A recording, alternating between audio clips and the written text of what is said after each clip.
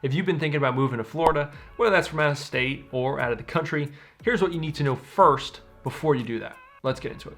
Good morning, good afternoon, and good evening. This is Conor Green. I'm a realtor here in Tampa Bay, and I have loads of people who are moving here from out of state, and they're coming from New York, New Jersey, Chicago, a lot from California, even some from Texas, even though a lot of people are still going to Texas too from other states. But oddly, a lot coming out of Texas too. Maine happens a lot, Wisconsin too. Shout out to the Cheeseheads. So if you're one of those people, or you're coming from out of country, which we're also seeing a lot of that too, here are the things you need to know first. So the first thing you're gonna wanna do is make sure you bookmark or watch the video that I just made about the 7 big negatives that Florida has that you're gonna wanna avoid Florida if you can't handle those 7 things. Now, other than those, the first thing you need to know are the price increases. If you haven't looked at price recently, you're gonna wanna do that because you're gonna wanna get a much more up-to-date perspective on where prices have been.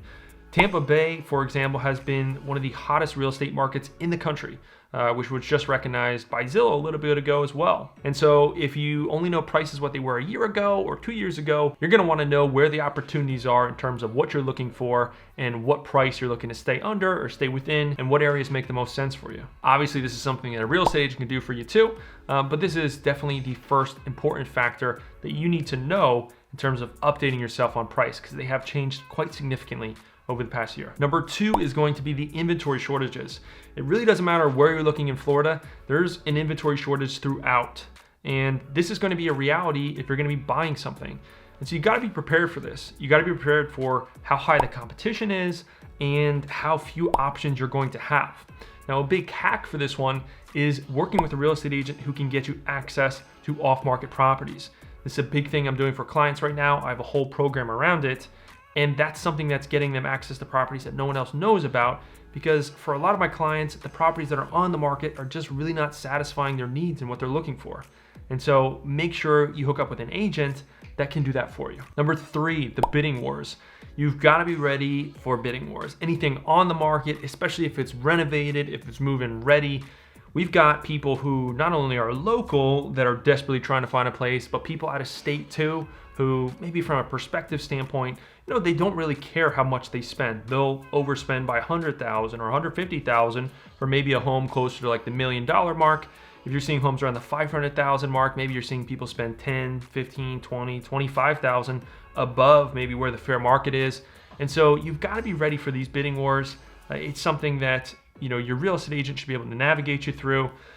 If you can, again, get access to some of that off-market properties, you won't have to deal with the bidding wars because you won't have to have any competition.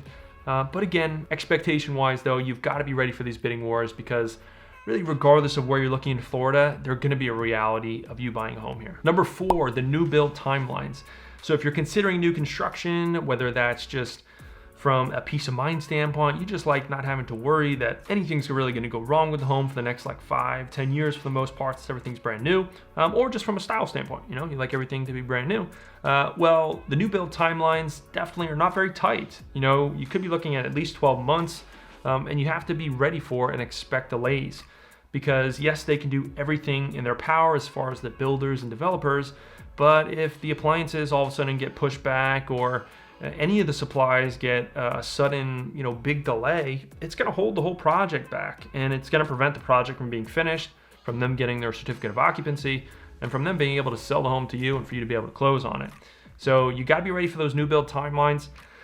I would say 12 to 14 months. And the last one, number 5, you gotta be ready for a much more laid back and non-restrictive environment, especially when it comes to like mask wearing, for example. You gotta be ready for going out to restaurants, going out to bars. You gotta be ready for grocery stores. All of these public places, there's gonna be a lot of people who are not wearing masks.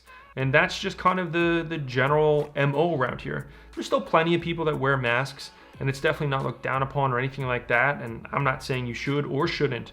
I'm just telling you that if you are very conscious about other people wearing masks and it makes you very uncertain and it makes you feel uncomfortable, make sure you're intentional about the places you go and you don't put yourself in spots where you're going to feel a little uncomfortable. Obviously, you can always leave. If you go into a restaurant or a bar or anything like that, you don't feel comfortable, but just know that that's a reality, and it's not just your college kids or your early 30s people who feel like they're not at risk and they won't wear a mask. I mean, it's 95-year-olds too, so just realize that's kind of a general attitude around here. And so a lot of people, are going to be a lot more laid back and less restrictive about that kind of stuff. So if you're looking to move to Florida in the near future, make sure you're ready both for the price increases that we've had. Make sure you have a realistic perspective on all that. Make sure you're ready for the bidding wars. Make sure you're ready for the extended build timelines as far as new builds. Make sure you're ready for the inventory shortages that we have, because there's not a lot of inventory on the market.